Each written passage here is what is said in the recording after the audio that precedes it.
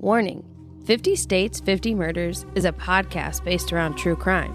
Please be advised of the horrific details of murder, abuse, and sexual assault, occasional adult language, as well as brief humor. Buckle up and enjoy the ride. It started with a truck parked outside of a federal building. And ended with 168 lives lost, as well as a country forced to reckon with homegrown terror. Then there was the woman who giggled as she confessed to murdering 11 of her own family members. And then there was a man sentenced to death based on one shaky confession, while the real killer struck a deal to walk free. This week, we're heading to the wide-swept plains of Oklahoma. And we're not coming back the same.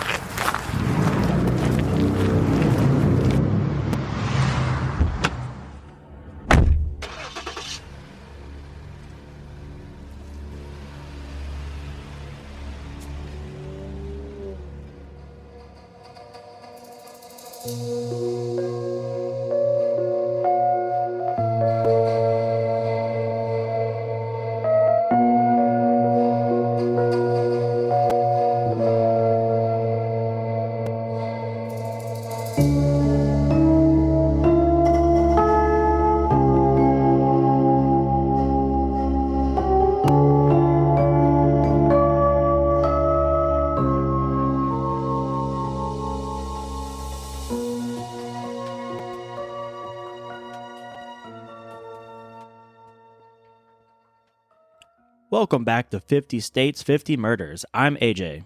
I'm Sarah, and this is a podcast taking you, the listener, on an auditory road trip across all 50 states, While we discuss 50 different murders. Thank you for tuning in to Season 2, Episode 31. And today we're in Oklahoma. From the Great Plains to deep scandal, this state has seen it all. Cult-like crimes, catastrophic bombings, and killers hiding in plain sight. Before we get into the crimes that made headlines and the one that nearly ended in a wrongful execution, let's take a step back and really set the scene. Because Oklahoma isn't just the backdrop for dark stories, it's a state with deep roots, wild laws, and more than a few surprises. From oil fields to outlaw legends, let's get into what really makes Oklahoma, Oklahoma. The word Oklahoma comes from two Choctaw words meaning red people. Oklahoma has more man-made lakes than any other state, with over 200. It's home to 39 federally recognized Native American tribes, the most in the entire U.S. And Oklahoma averages 52 tornadoes a year. So in Ohio, we have our 4 seasons, but in Oklahoma, you have 5. They have storm season. It's an entire thing. Made me think, you hear about the beautiful states that you would love to live in. South Carolina, your family lives there, you go there a lot. North Carolina, Florida, and you have to have hurricane insurance. And I always wonder sometimes, is it even worth it to stress about the hurricanes and just constant rebuilding and flooding? And I think about that with not just Oklahoma. You have the tornado belt, but Oklahoma especially, 52 tornadoes a year. That's got to be intense. One every week. Yeah. There's. Pretty much. Yeah, there's 52 weeks in a year. So yeah, it's. Tornadoes to me are so terrifying. Maybe because we haven't really experienced a really bad one, but I don't know. For some reason, those are always scary to me. Yeah. Here in Ohio where we live, I think we'll get the occasional potential, but then never really, thank God, it never really happens. I've never been in a tornado, knocking on wood. Have you ever had the experience? No. Okay. So, Thank hopefully we never goodness. do. Had some extreme winds, but yeah, nothing like a tornado. So those are definitely some solid facts, but just wait until you hear what's actually illegal in the state of Oklahoma. Oklahoma's got some laws on the books that'll make you do a double take. Some of them make sense, and others, not so much. So let's get into 3 of the weirdest, wildest, or just plain unexpected laws still standing in the Sooner State. Number 1, making ugly faces at dogs is illegal. I cracked up reading this one. Yeah. In Oklahoma, it's actually against the law to make quote-unquote ugly faces at a dog. If you're caught doing so, you could be fined or even jailed. So keep those expressions in check when you're around your canine companions. Number 2, we have whaling is prohibited. Despite being landlocked, Oklahoma has a law that prohibits whaling. While it's unlikely you'll encounter a whale in Oklahoma, the law is part of the state's commitment to protecting threatened species. Interesting. This almost reminds me of last week's episode in Idaho when you can't fish on a giraffe. I don't know how many giraffes are just walking around in Idaho. Or camels, for that matter. Or camels. Pretty sure, to my knowledge, whales don't exist in man-made lakes. Whaling Honestly, I love prohibited. the extra protection. I know you know that I'm not like respect a it. whale person. Whales are Yeah, terrifying to me, but I respect like you it, said, nonetheless. very unlikely to encounter one. Yeah, so I'm sure that comes with a pretty serious jail offense if you were to go whaling in Oklahoma. Lastly, for Oklahoma, horse tripping is a no-go. Horse tripping, a practice where a horse is intentionally tripped for entertainment or sport, is illegal in Oklahoma. Which, by the way, I stand by this one. What are you I doing agree. tripping horses for fun? That doesn't sound They're cool. so big. It's almost like the cow tipping. Violating this law can result in a misdemeanor charge with penalties including up to a year in jail or a fine of up to $2,000. Oklahoma's laws certainly do have some unexpected twists. Absolutely. Now let's move on to some must-see attractions in the Sooner State. So first up, we have Oklahoma City National Memorial and Museum. It's a powerful tribute to the 1995 bombing victims. Yeah, I think this goes one of two ways.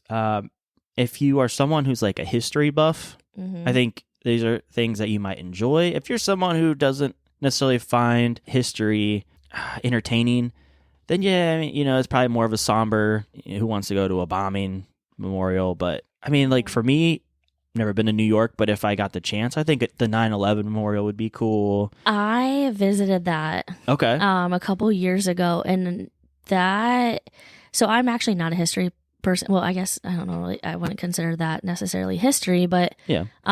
like museums and stuff don't typically like, Don't get the juices flowing. yeah, I don't Okay. I don't usually like plan on visiting those things, but we did during my mom's birthday trip a few years ago.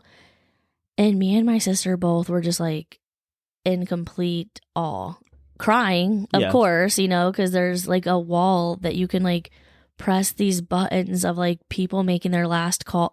It was the most eye-opening experience I ever had, and I would 10 or 100 out of 10 recommend that 9/11 museum. So Yeah, so I it mean, gives me a second thought on the other. yeah, I'd know, have to history imagine museums. you'd probably get that same surreal eeriness to this one. The National Memorial Museum, 1995, there was over 160 lives lost in the bombing incident. So it's a good chance to go in and kind of just see, kind of relive what happened. Then there is the Turner Falls Park in Davis, Oklahoma. Oklahoma's tallest waterfall, plus caves and swimming holes. So we had last week, Idaho. We had the waterfall that's taller than Niagara Falls. This one, not as big, but I think it looks pretty cool. Looks like a cool place to take in me. Mm-hmm. Little swimming hole, little waterfall. Pretty cool. So that's Turner Falls in Davis, Oklahoma.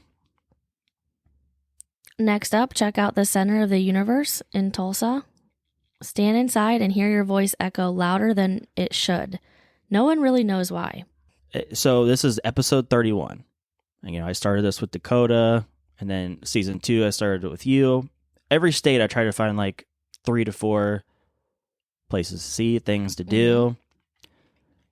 Everything I could find, this has to be like the most lackluster thing. See? Yeah, like thing, yeah. a thing to see, things to do, like the center of the universe. And I try to find pictures of these places to like try to influence you or Dakota, and like maybe try to like boost your rating up a little bit. And the picture, it's just pavement. We'll definitely throw that on the TikTok. It does not seem like somewhere you would hear your voice echo super loud. Like I would think like a kind of almost like you said, like a cave or like Yeah. something, but No, it's just pavement with you're a circle. just in the middle of a walkway. That's it. It's Yeah. not really a whole lot to talk about or see, but nonetheless, that is the center of the universe, and you stand in the middle, and yeah, your voice echoes way louder than it should, and like you said, no one really knows why. All right, so lastly, for the great state of Oklahoma, this is pretty exciting. We have Arcadia's Round Barn at Route 66. This was built in 1898. It's a classic roadside stop, along with some acoustic magic. So last week, Idaho, we had the Potato Museum. I asked if you ever did like any road stops, and you mentioned the Kangaroo Park. Well, if you're in Oklahoma, this is like a little roadside attraction you could stop and see. It's just a round barn. Yeah, I mean, I'd probably check it out. If we're due for a bathroom break or anything along that road trip, I would definitely probably stop by. Yeah, it kind of like, I'm looking at this photo here, and it almost just kind of feels like a rest area. Right. Yeah. Yeah, absolutely. So I mean, I don't know. Apologies to Oklahoma. I feel like I didn't do the greatest job, but I mean, this is as good as it gets. So I'm interested to see where this falls on the rankings. I know Dakota Dakota loves museums, so this, I feel like might rank a little bit higher for him. He might have ranked us a little bit higher than you, but maybe you are looking at that barn and thinking like, yeah, I kind of want to see that. So yeah, I don't know. So before we get into our main case for Oklahoma, we like to usually cover a couple infamous murders for the state. So first up, we have Timothy McVeigh, responsible for the Oklahoma City bombing in 1995. On April 19th, 1995, Timothy McVeigh detonated a truck bomb outside of the Alfred P. Murrah Federal Building in Oklahoma City, killing 168 people, including 19 children. McVeigh was arrested just 90 minutes after the bombing during a routine traffic stop. He was convicted in 1997 of 11 federal counts, including use of a weapon of mass destruction.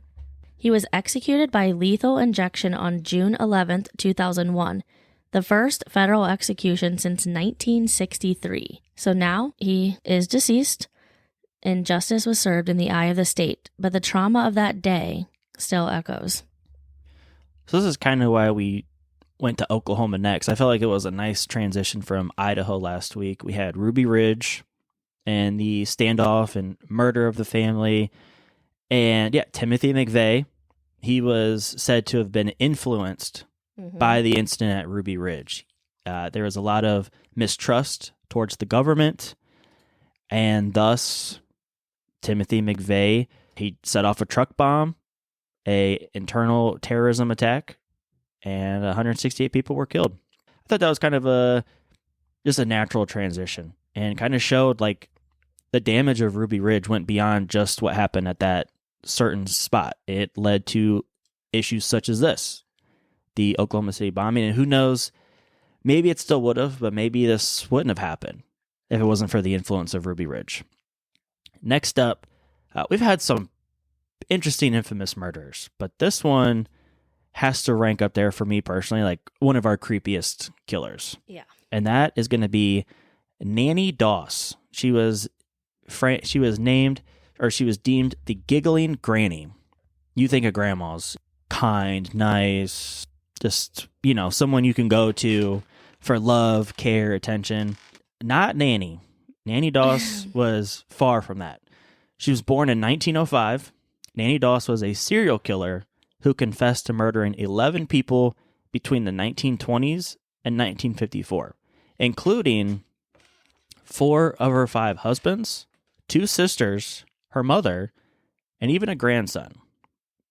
At what point does it become suspicious? One husband, it's like, oh, I'm sorry for your loss. Yeah. 2 husbands, it's like, 2 husbands, I'm giving you the side eye. Oh, that's kind of interesting. Now 3. 3 husbands, I'm definitely and 4 keeping you at arm's length. 4 husbands, I'm moving far away. And shout out to that 5th husband. Like, shout out to you for like taking the chance. 'Cause it's like, I think, if I'm at an older age in a different life and I'm talking to someone and she's like, "Oh, I'm a 4-time widow." Yeah. I'm like, "Oh, yeah, I'm cool. I'm good."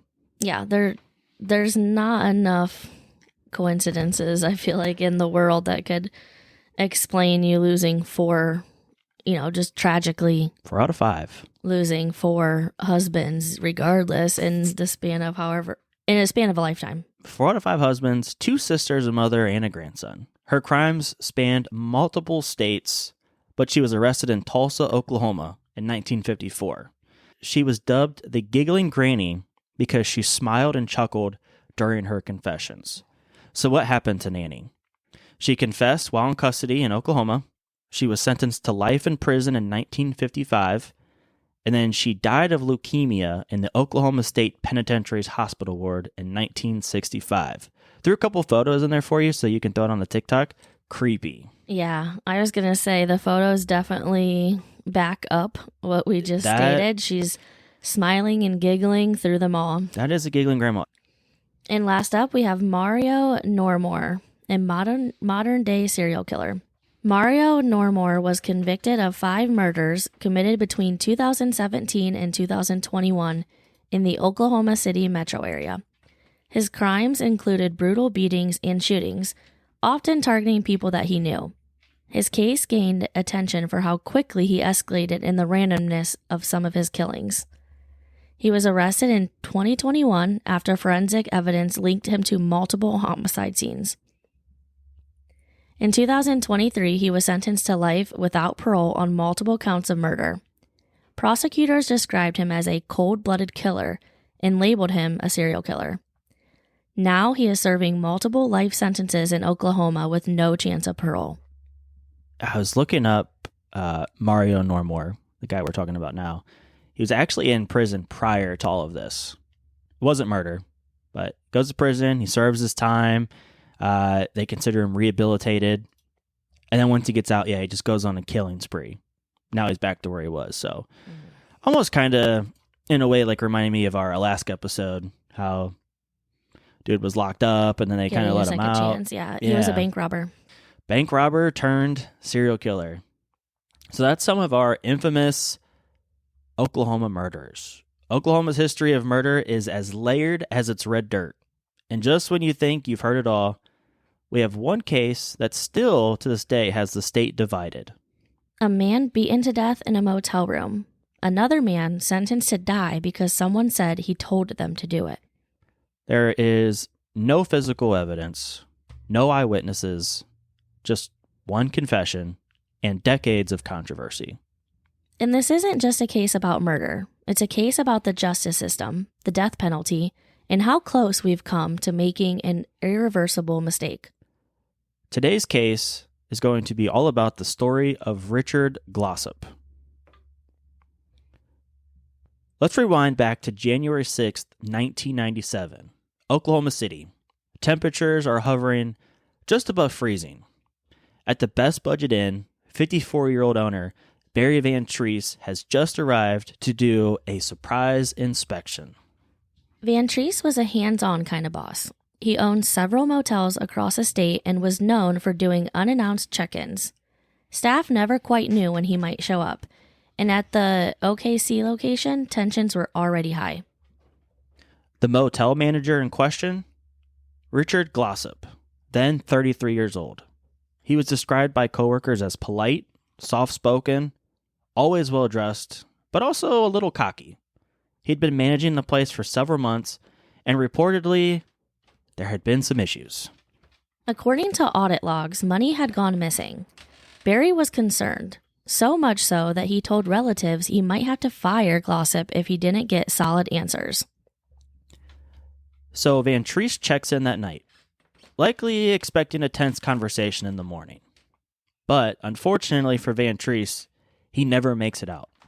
The next day, he's found beaten to death inside room 102, wrapped in bedding, blood soaked into the mattress, and his skull fractured. It's brutal. No signs of forced entry, but his car is gone. Glossip is the one who points police towards the maintenance guy, 19-year-old Justin Sneed. He says Sneed might have taken the car, and might know something. Hey, maybe this guy knows something. Maybe that's where you need to look. Perfect. So with that information, police track down Sneed. He's held up in a friend's apartment, twitchy and strung out. So after hours of interrogation, Justin breaks, and he confesses to the murder. Sneed admits he killed Van Treese with a baseball bat. But then the twist. He says that Glossip told him to do it. He promised him $10,000 if he'd take out the boss and split the cash. Real quick, pause on the story. $10,000. No. Are you accepting that deal? To murder, like, we got to start in the millions. If we're being honest, like, Yeah. I don't want to be that person that's like, oh, it would take $1 billion to do it. Like, realistically, like, yeah, at least start in the millions. Yeah. $10,000 is crazy. But it sounds like if he was strung out and maybe True. an addict and True. you know, $10,000 is a sometimes lot. you do, to somebody who Sure. is struggling or That's a good point. has an addiction. I also feel like a hotel manager, I don't know if that's a job worth murdering a boss Right. for. Like, you know, if you're a doctor and you've really established this practice and you went to school for 10 years and I don't know, maybe Right. someone's messing with your practice like that, you know, but a hotel manager, I feel like you could just get another hotel manager job. But nonetheless, we have our first twist. Sneed is admitting to the murders, but he is saying that, hey, this other guy, Glossip, he's giving me $10,000 to take him out, and we're going to also split the cash. And that's all the police need. No physical evidence, no DNA, just one man's word. And Sneed's word, it wasn't necessarily exactly consistent. His story didn't stay the same. It continued to grow.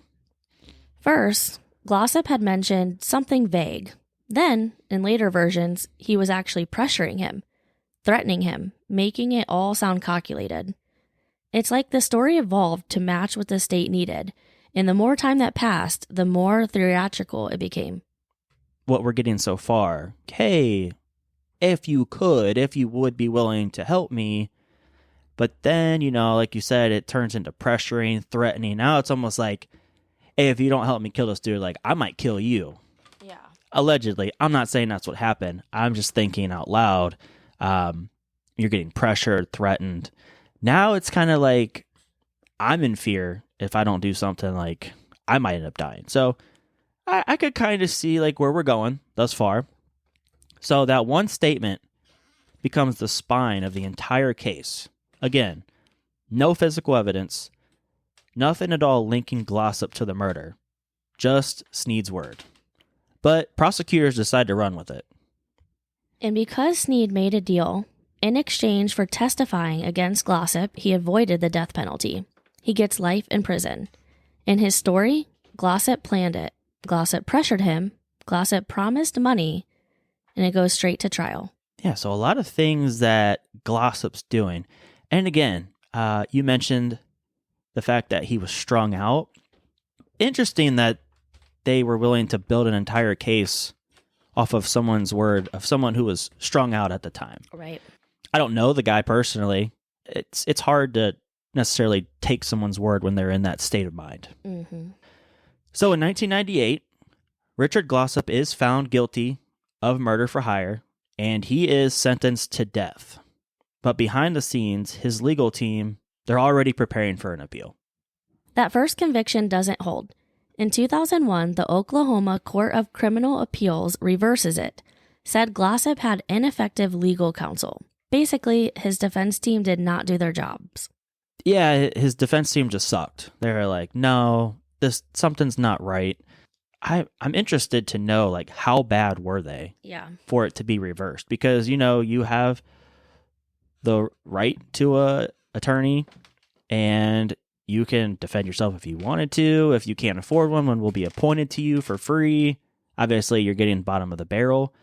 But I just thought that was interesting. The fact that they were so bad that they were like, no, we have to reverse this. They must have really been bad at their job. So in 2004, they retry him. Same basic evidence, same star witness, Sneed, and again, Glossip found guilty and sentenced to die. But this time, questions started piling up. Why didn't anyone investigate other suspects? Why was Sneed never cross-examined about his drug use or mental health? Why were key details of the investigation left out? The drug use, mental health issues, and more importantly, the biggest question of all, why did no one seem to care that there was absolutely zero physical evidence? So this is where cracks begin to widen. Fast forward a few years. Glossip is still on death row, still maintaining his innocence. In 2015, everything changes. His new defense team finds a box of evidence literally sitting in the prosecutor's office.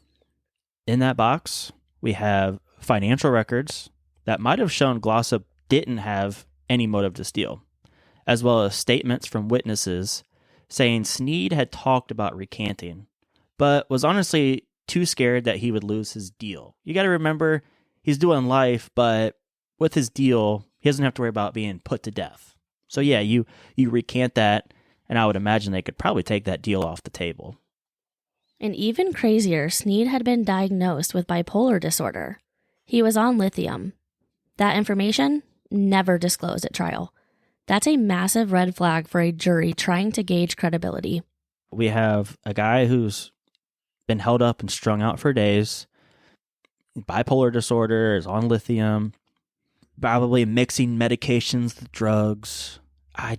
That's a really crazy person to build your entire case off of. Thought that was, like you said, massive red flag. Yeah, I mean, that's probably where his defense team kind of dropped the ball. Like the person that confessed, to you telling him to kill somebody, like they don't share his background or like the medication he's on or his mental state. Yeah. I think we're missing an entire box of evidence that's right there in front of you. We're not talking about this guy's issues and his drugs addiction. Yeah, crazy, but nonetheless, still, courts reject Glossip's appeal. He's handed out execution dates. One, then another, then another. And at one point, he's actually hours away from death. He's eaten his last meal when the execution is halted just minutes before. He was almost executed based on a single testimony, wrapped in inconsistencies and sealed with a plea deal. By 2015, Richard Glossip had already been on death row for nearly 2 decades. His case was gaining national attention, not because of new evidence, but because of how shaky the original case was to begin with. All right, so 2015, nearly 2 decades.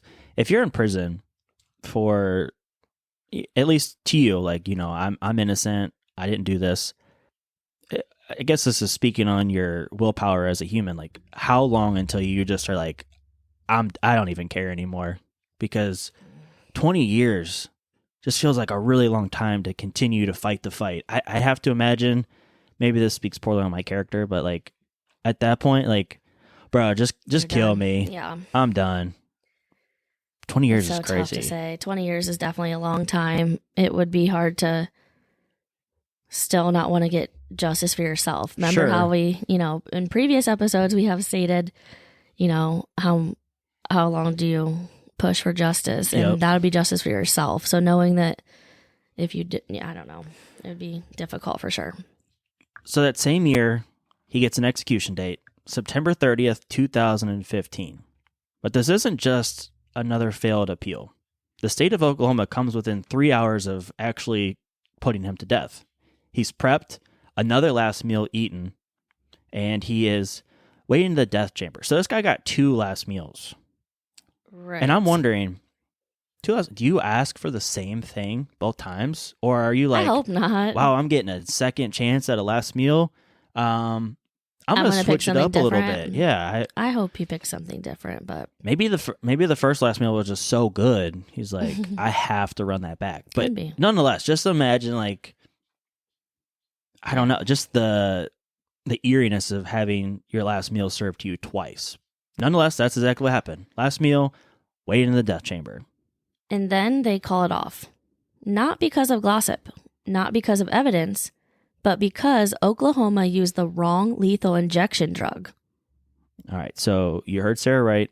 The state was about to use potassium acetate, and that is a substitute not approved for executions, instead of potassium chloride.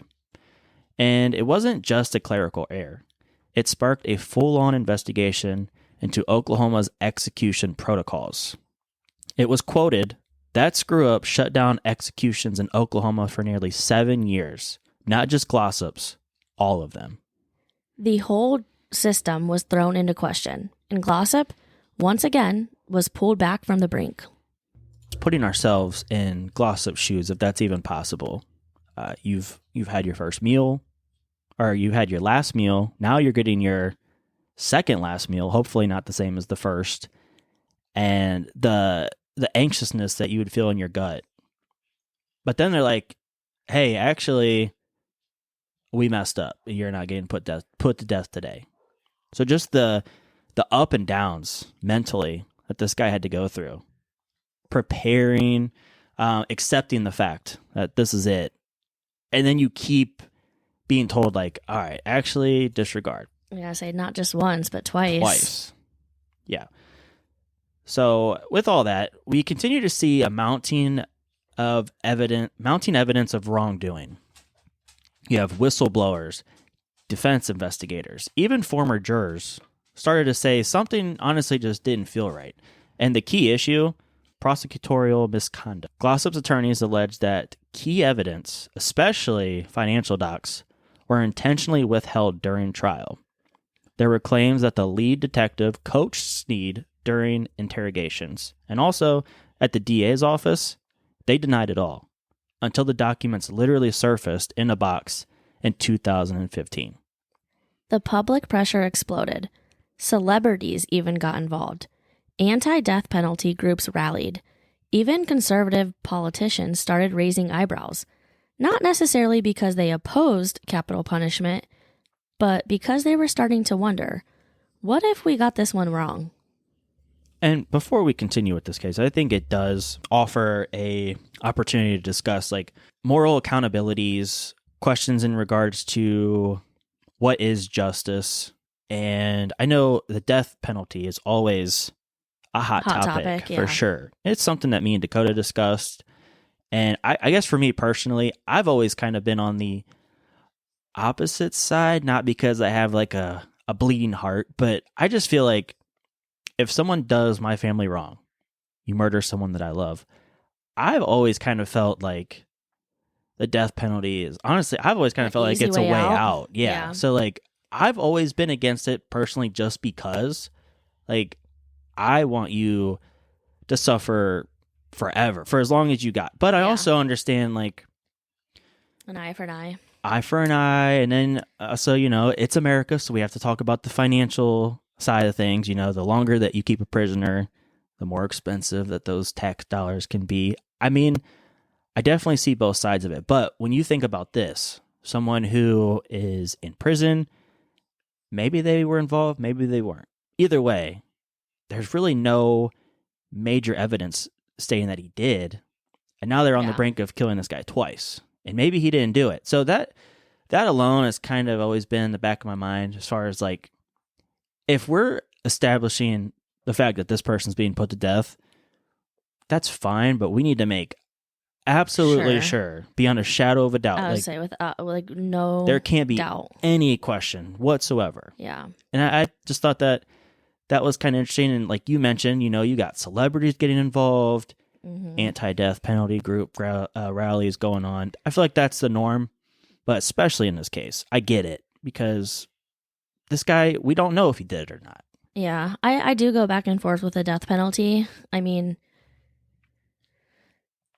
you know, I've been blessed not to have to really worry about it. Not to really have to worry about that, but I could understand family members, or like, God forbid, your child, you know, having his or her life cut short. You would almost like resent the fact that somebody else could still live their life while they did that. So I can understand the eye for an eye, but also I just know how, like, I feel like it's so counterproductive. Just even like raising Emmy, like, oh, I don't want her to like smack or hit or anything. And it's like, okay, so well, then you can't, for it. Yeah, you can't spank her for that because, oh, hey, I'm going to hit you, but don't do that. Right. So it's almost like two wrongs don't make a right. True. But like I said, it's a very difficult topic. And I think you really don't know until you're in that situation. And the problem is when everybody is, or if anybody would be in that situation, everybody's going to have different opinions. By 2023, the case was so controversial that the Oklahoma Attorney General's office did something rare. They ordered a special independent review of the case. That review, conducted by a respected Republican-led law firm, found multiple procedural failures, misconduct, missing evidence, flawed jury instructions, and repeated denials of fair appeals. It wasn't just sloppy, it was systemic. And for the first time, the state itself seemed to admit this case definitely was not solid. Finally, the case hits the top of the ladder. In February 2025, the U.S. Supreme Court takes up the case, and in a unanimous decision, they overturn Glossip's conviction. They cite withheld evidence, misleading testimony, and a complete lack of due process. In quotes, in their written opinion, the court said, the state's failure to disclose material evidence and correct false testimony undermines the confidence in the outcome of this case, end quote. That's not just a technicality. That's the highest court in the country saying this entire conviction simply could not be trusted. 9 justices agreed. Richard Glossip did not receive a fair trial. The case hinged entirely on a compromised witness. Justice Neil Gorsuch, who often sides with the state, joins the opinion. That's how broken this case was. They vacate the conviction. Officially, Glossip's death sentence is gone.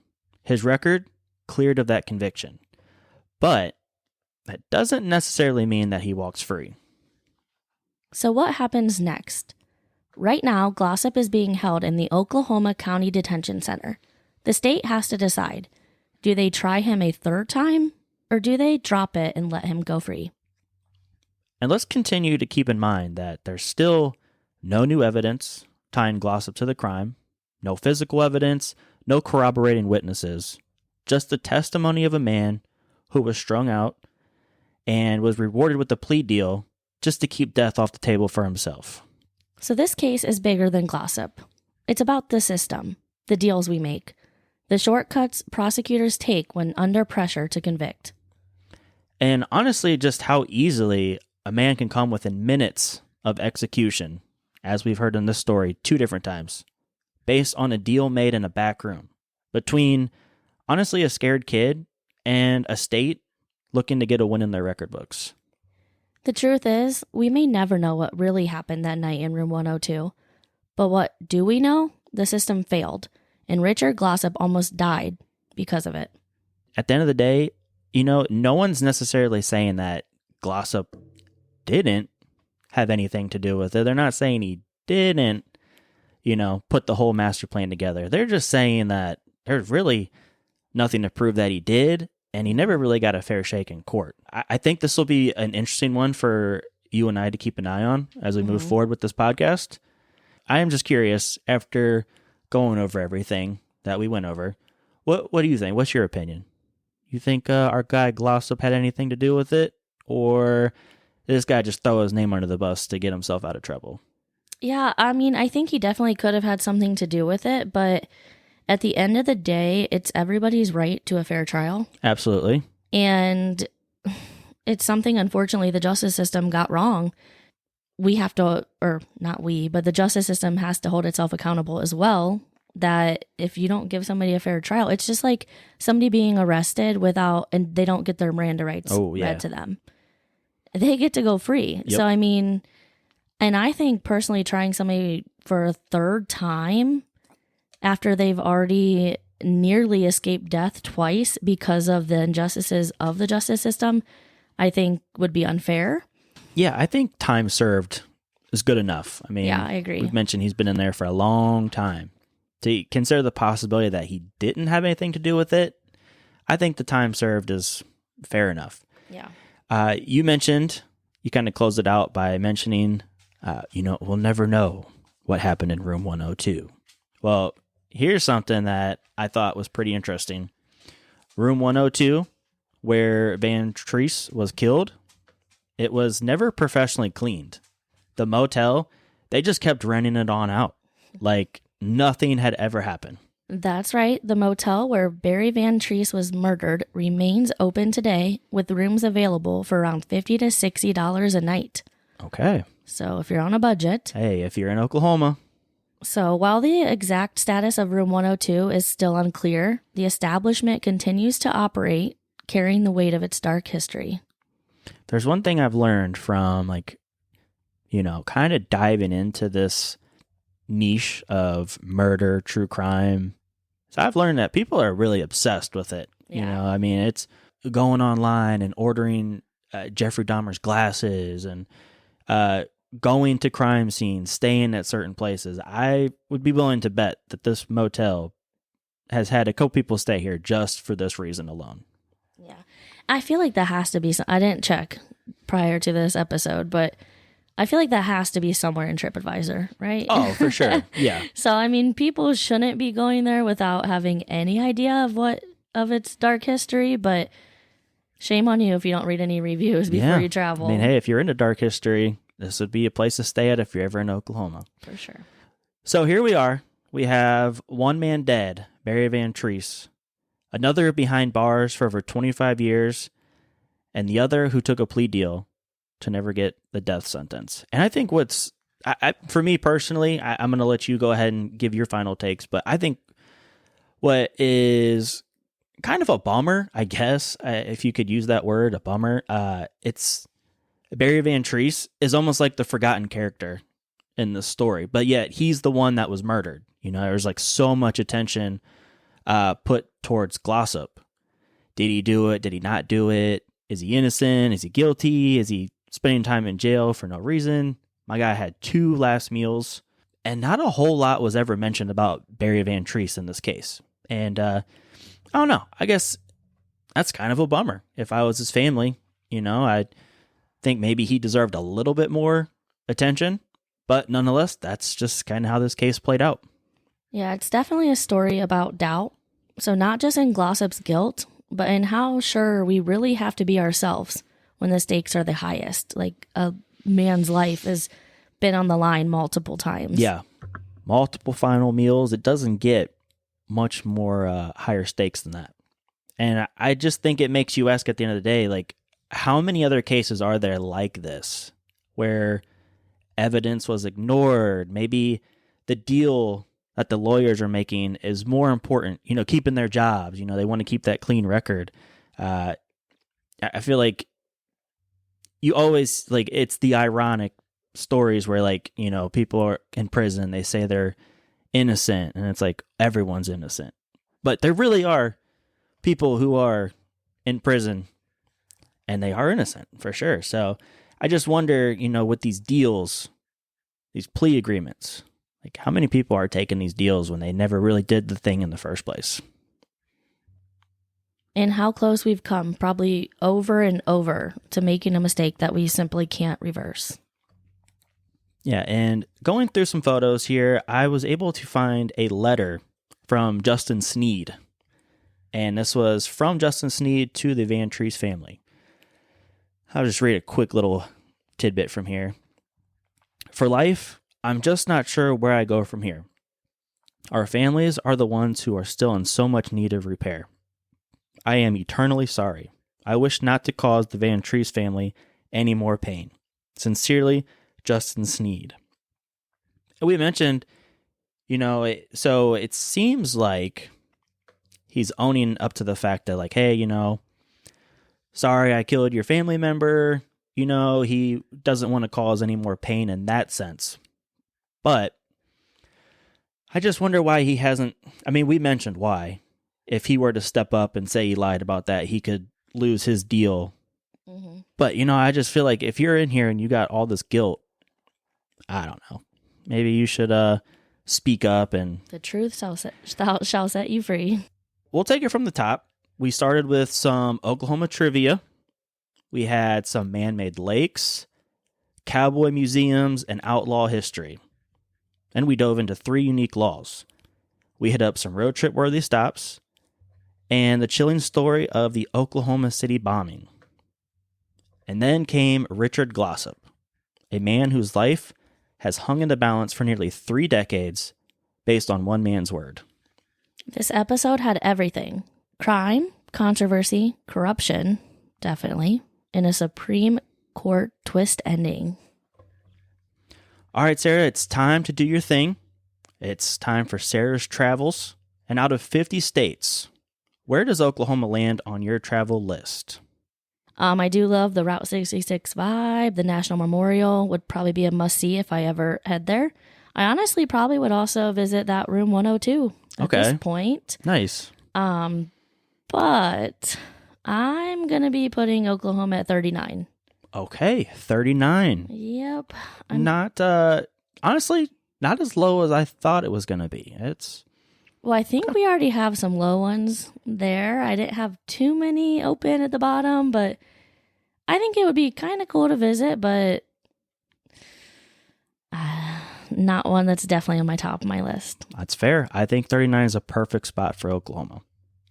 So number 39, there you have it, Oklahoma. That's going to be it for this week's episode of 50 States, 50 Murders. If you like what you heard, make sure to subscribe, leave a review, and why don't you tell a fellow true crime junkie all about our show?